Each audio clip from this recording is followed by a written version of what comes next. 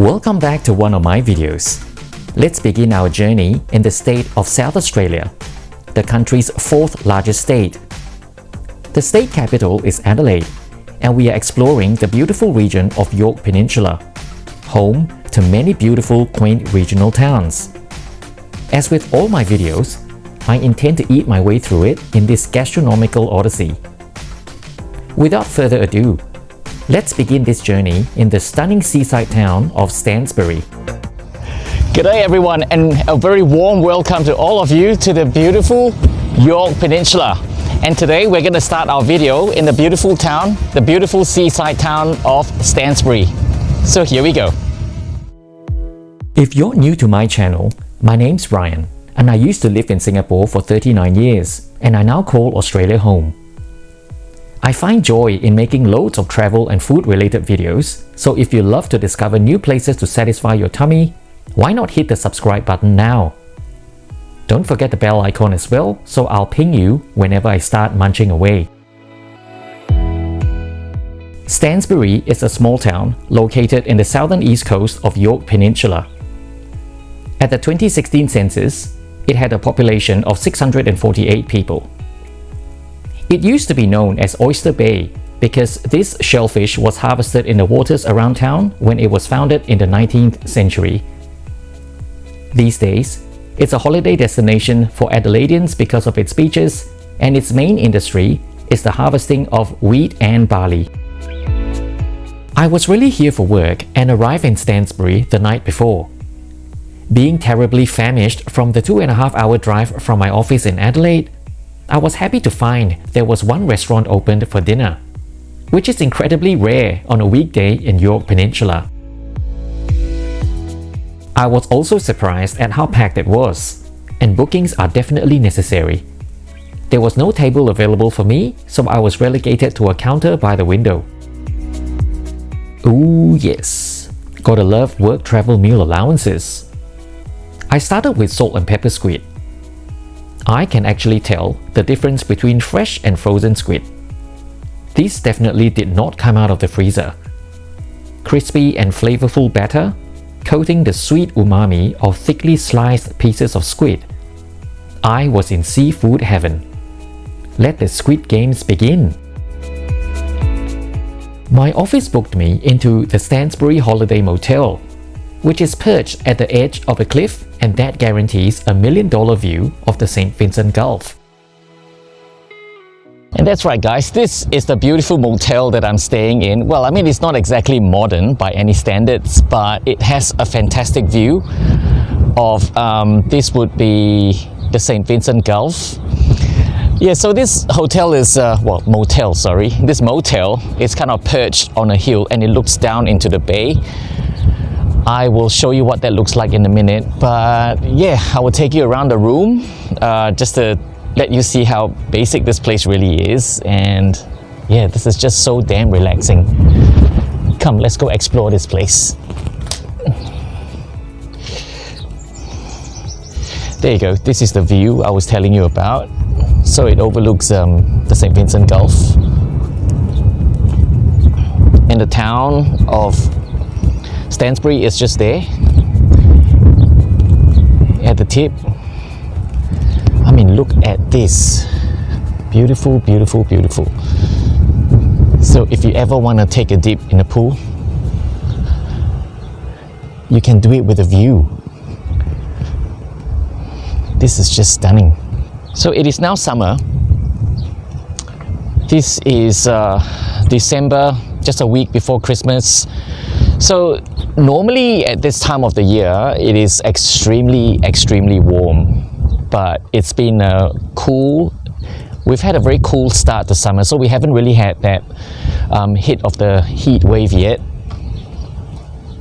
So today is still relatively cool. We're talking about low 20s, so the breeze is it's quite cool, so it can get a bit chilly. So if you're a bit too chilly, you can sit in this covered area here. Still out in the open, but this is like a little sunroom, so you can chill in there if it gets too cold. Here you go.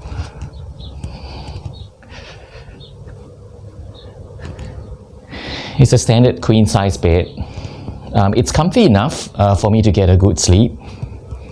But I mean, look at this chair. Look at it. This is like something out of the 1970s. I remember having chairs like these at home when I was growing up in the 70s. Yeah, so my God, look at this. Is this brand even still alive? I'm not sure if this even works anymore. Yeah. But it's like I've just stepped back in time. This beige, probably it was white, but it's now beige. I don't know. Yeah. So you've got tea and coffee service as well. Yeah, the bath is pretty simple. And they gave us things like shampoo, soap, conditioner. Do you want to see the other style rooms I've got? Oh yeah, sure, why not? Why not? Since we're here. That's nice of you. Did I speak with you last night? Yes. Ah, right, okay. Yes, we were out for dinner. I tried to get up as early as I could. So this is our spa room, and then I have self-contained rooms. So if you want to nice. have a look. Thanks. Oh, this is where the balcony is. Okay. Yes. And this co-joins onto a room that's like yours. So if you it's want to interconnection. have like a couple of people. Right. Okay. This is the only one I have that co-joins. This is beautiful though, the view. Oh, it's amazing, isn't it? Yeah. Paradise, we call it. I couldn't stop staring when I drove in yesterday. After I spoke with you, I stood there for a while. Yeah. Just looking out, it was like, wow. It's spectacular. It is. We're very lucky. Yeah. Oh, thanks. I'll show you these. Unfortunately, I'm leaving today. I know, but next time you'll know. Yeah. Before leaving Stansbury, I headed back to Dalrymple for lunch. This time I got a table. I went for a refreshing papaya salad, more commonly known as som tam in Thailand. I was very impressed it was even available in this part of the world. However, as expected, flavors were watered down to suit the local folks here.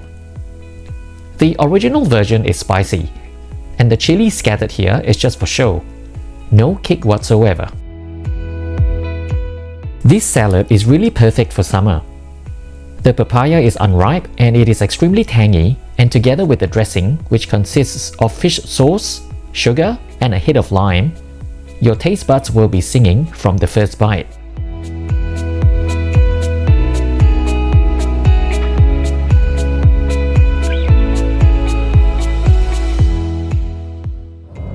Right. Now that was a beautiful, delicious meal. It was so refreshing. Zingy papaya salad. Yeah, the portion was quite large as well, and that really filled me up. Because I started my day pretty late. Woke up at about 10ish. So came here just in time for lunch. I didn't have breakfast, by the way. Yeah, because I went to bed at about 4:30 last night, so it was very, very early this morning or late last night, depending on how you want to look at it. Yeah, so we say goodbye to Stansbury, and the next town that we are going to is Minlaton. So that was the original plan. I was supposed to be in Minlaton the whole time, but the caravan park that I'm supposed to be at, it was full. That's why my office put me up here in Stansbury for one night. That was a fluke. I didn't expect to like this place so much, because I thought, just another small town. But wow, I mean, I would gladly come back here for a holiday. It's about a 2.5 hour drive from Adelaide.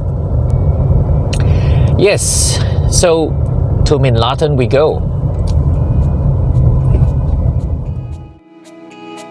Okay, let's get the name of the next town right. Minlaton is situated inland, and it is roughly a 20-minute drive away from Stansbury. At the 2016 census, Minlaton had a population of 800. It is known as the barley capital of the world due to the rich barley production in the region. Minlaton is also home to their very own aviator. When Harry Butler flew an airmail run from Adelaide across the St. Vincent Gulf to Minlaton in 1919, it was the first overwater flight in the Southern Hemisphere. There is a memorial dedicated to this man in town, and his monoplane has been restored and it is preserved in pride of place in a building in the center of town.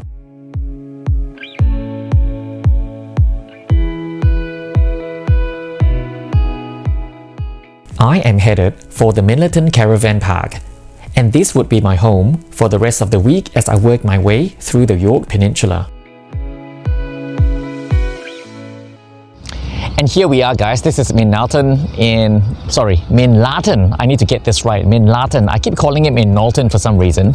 So it's Minlaton here in the middle of Yorke Peninsula. So you are not near to any beaches, but really you're not that far. You're kind of right in the middle of the peninsula. So this is the whole reason why work put me here, because I am working the entire stretch of the peninsula, so this is probably the best place to be. Yeah, so this is a caravan park. So for all of you guys outside of Australia who are watching this, a caravan park it's kind of like part and parcel of Australian travel, because Australia is such a large country, so a lot of people do drive from town to town, and a lot of families, they do drag a caravan at the back of their car. So parks like these allows the caravans to come in. So there are some towns who very proudly display the signs that they are caravan and RV friendly and stuff like that. So yeah, this is a very common sight in Australia if you're traveling by road. Besides dragging your own caravan around, if you want to stay in a caravan park and you don't have a caravan, you are given cabins like this. Okay, behind me, this is how a typical cabin looks like in a caravan park. Yeah, this is my car. So they normally have parking for one car, and you have cabins of various sizes. Some of them are self-contained, so you have kitchenettes, a living area, but there are others who are a lot smaller, like me. I normally get put up in caravan parks with only just a little cabin with a bed, a bath, and yeah, simple, just to get you by. Okay, let's take a walk inside now. This is nice though. You have a little veranda, you can sit out here and have your tea and coffee in the morning.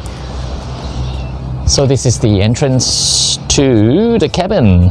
Here you go, let's go in. Voila. It's actually pretty comfortable in here. Nice bedding. Cute little cabinets. Oh, this is your broom. I'm not going to do any cleaning in here.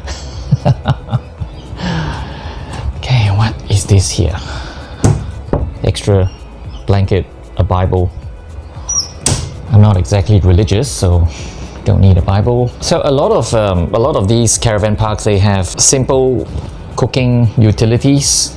So this one is an electric stove. You have a microwave.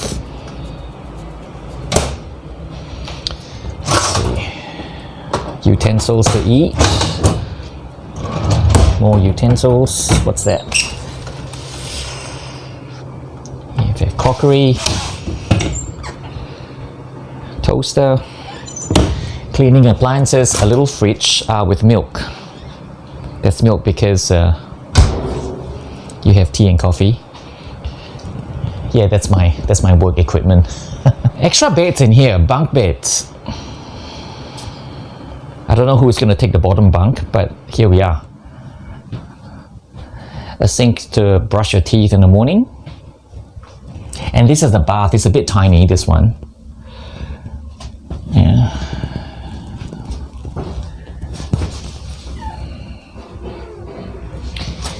There you go. Dinner tonight was at the iconic Hotel Minlaton. It was built in 1877 and has recently been refurbished. So you'll see the dining area is incredibly modern. The meals here are reasonably priced, and I was looking forward to trying it out because it came highly recommended by who else but Google. I went with the pasta carbonara. Not many places can get carbonara right, unfortunately. I would call this more of a cream pasta with cheese rather than carbonara, because there was none of that eggy emulsification. Freshly shaven, sharp Parmesan cheese was oh so sublime. Who can say no to that?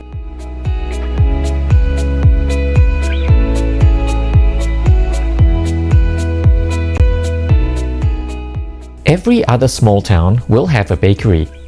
They are normally the hive of activity during weekday lunch hour when workers from surrounding areas stop by and grab a quick bite. The Minlaton Bakery is highly regarded, and numerous excellent online reviews are testament to that.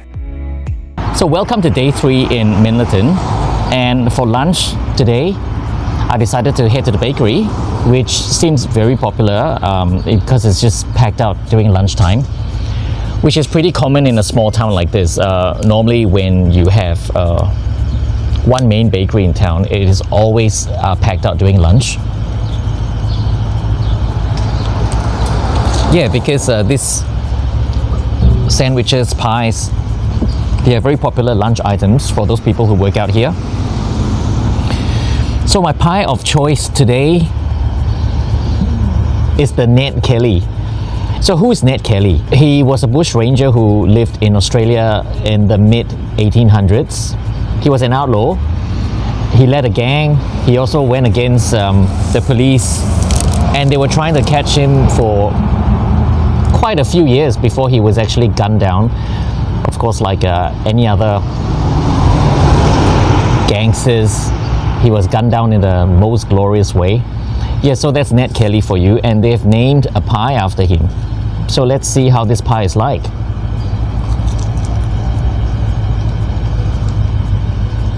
Okay, it's steak, cheese, bacon, and tomato.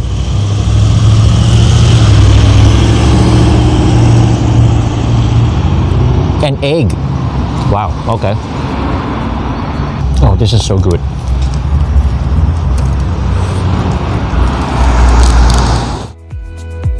After lunch, I decided to head towards Bluff Beach. It is a pristine stretch of white sand beach. The way there is pretty straightforward, but I soon ran out of bitumen and was driving on gravel. The beach is supposed to be at the end of the road. Are we there yet?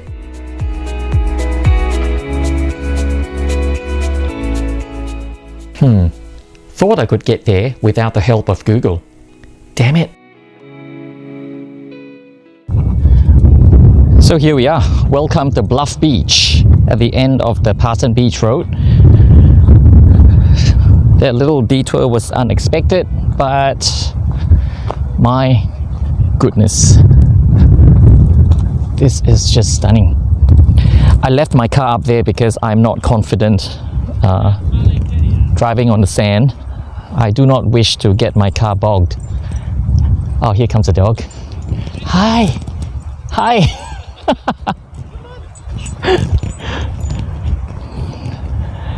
I love looking at happy dogs. But my goodness, look at this. It's just miles upon miles of white sand. I love this.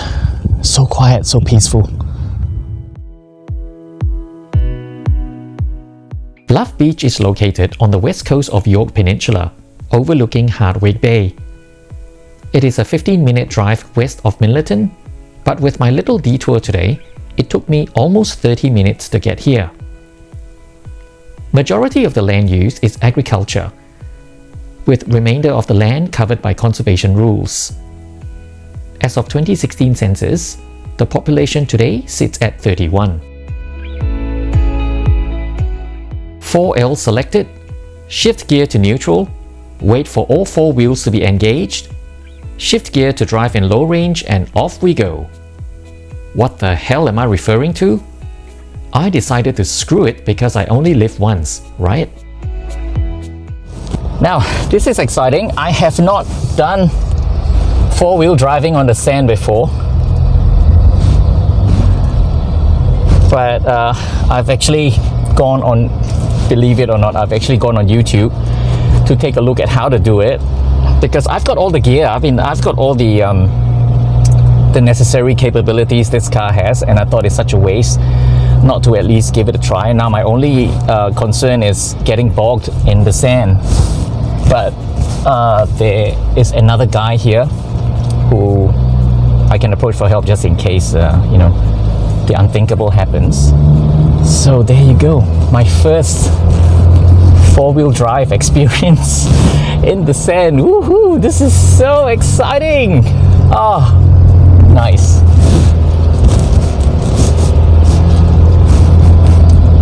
You learn something new every day.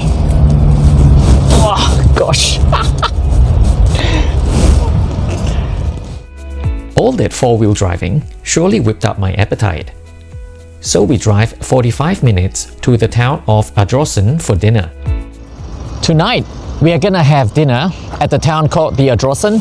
Ardrossan is over there. So we are on the Ardrossan lookout point. The body of water you see behind me, that is the St. Vincent Gulf. If you squint really, really hard, you can actually see the coastline. On the other side of the Gulf, that coastline connects to Adelaide. So Adelaide is really just about 60, 70 kilometers that way, but because of this Gulf, this separates us from Adelaide, so it takes us about 2 hours to drive, to loop around this entire Gulf to get back to Adelaide. Yeah, so this is the St. Vincent Gulf.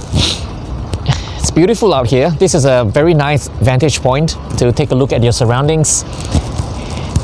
If you take a photo here, it looks as if you're on a drone, but no, you're actually standing on a hill.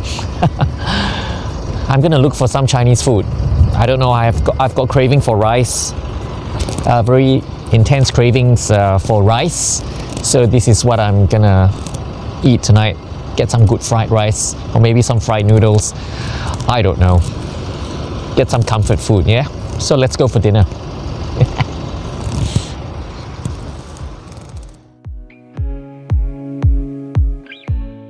Ardrossan is a town located on the eastern coast of the Yorke Peninsula. Grain farming continued to be a mainstay of the local economy. Tourism plays an increasingly large part in Ardrossan's economy, with the town being a popular destination for Adelaide residents on weekends. While it lacks an attractive swimming beach, it is a popular location to catch fish and blue swimmer crabs. The town's 2 jetties are also suitable for scuba diving, with easy entries and plentiful marine life to observe. According to the 2016 census, the population sits at 1,167.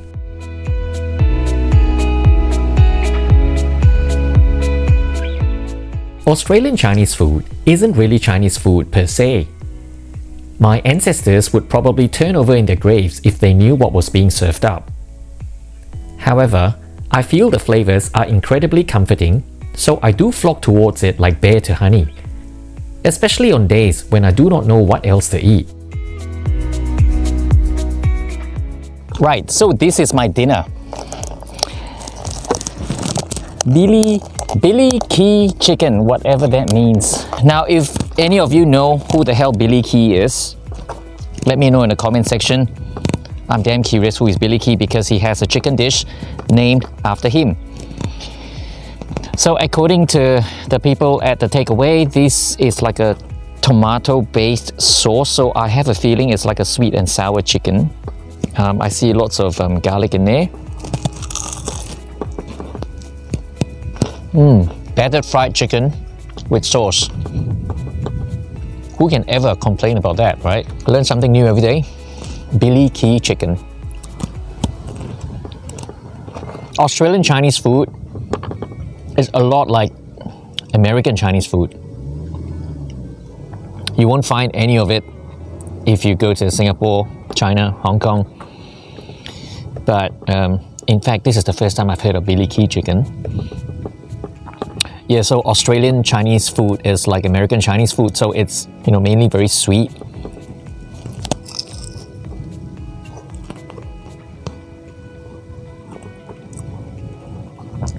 Everything is battered and fried.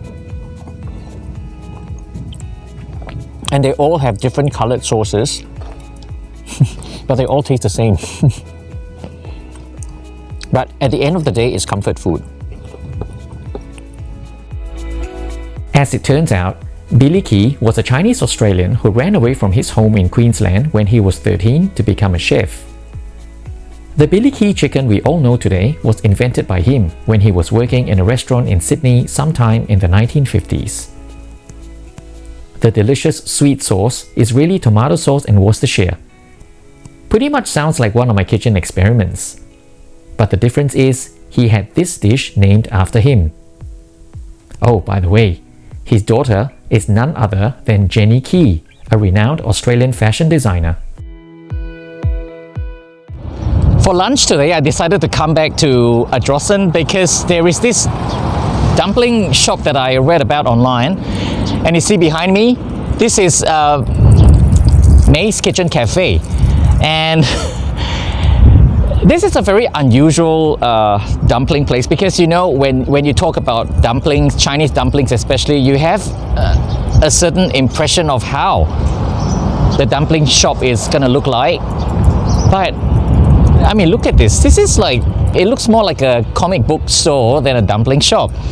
So I thought I'd come to this place to check it out and see what's in there. I can't wait to get my hands on May's dumplings because I'm so hungry. Wait, that sounded wrong, did it? Before we go in, mask on.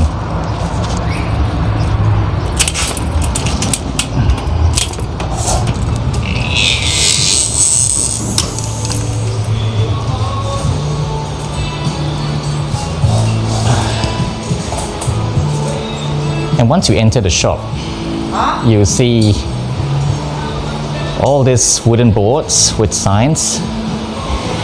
And May's husband is the one who makes all these signboards. And that is his expertise in making signs.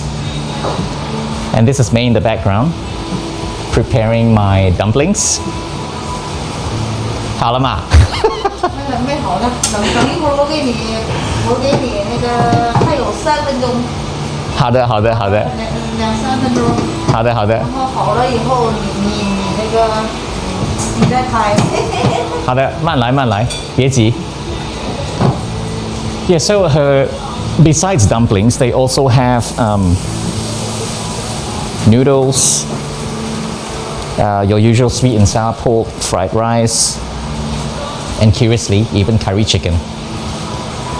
But curry chicken is not my concern today. I'm here for the dumplings. Oh, they also have Vietnamese rolls, the meat rolls. So if you are craving for that, you can try that as well. But do take note that they do not accept card. Everything is cash only. So thank God I had some cash with me, so I'm able to pay for my dumplings. But otherwise, yeah, go to an ATM before you come here. I can't wait to eat. I'm so hungry.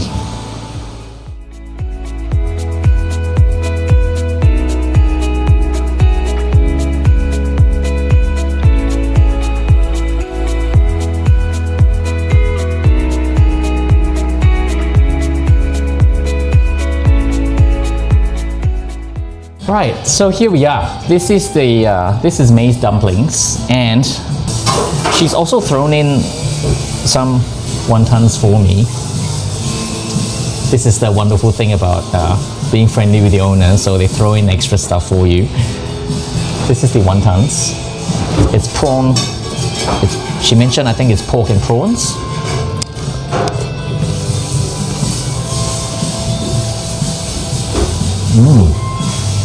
The other highlight of this place is her chili oil. She makes it herself, and apparently it's the bomb.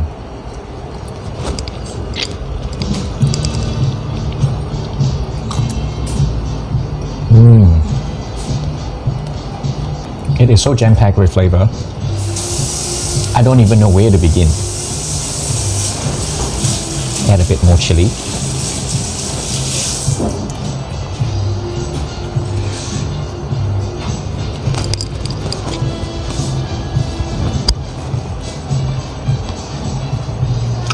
I am a happy man.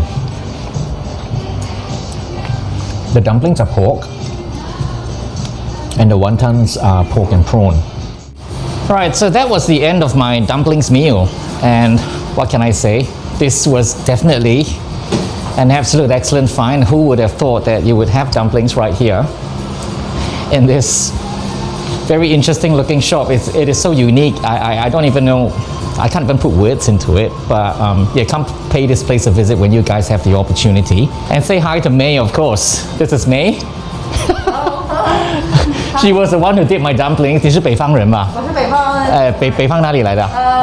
北方铁岭，离我的老家离铁岭很近。Ah, okay. 沈阳, okay. Yeah, she's from Shenyang in China. So that explains the chili oil, the dumplings, because that is part and parcel of their meals back in northern China. Well, until the next one, I'll see you guys at the next place because I might be going there for coffee. So yep, I'll see you guys around. Ciao.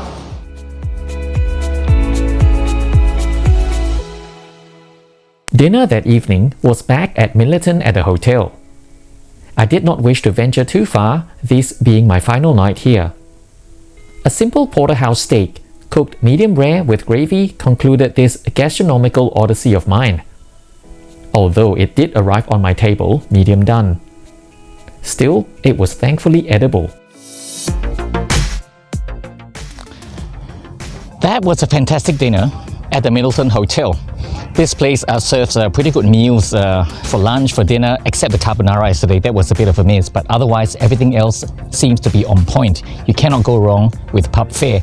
This is also the point of the video where I say goodbye because I've come to the conclusion. This is my last night in the Yorke Peninsula. I will leave Minlaton tomorrow to head back into the city, back home to the office. If you've watched the video to this point, thanks for all your support.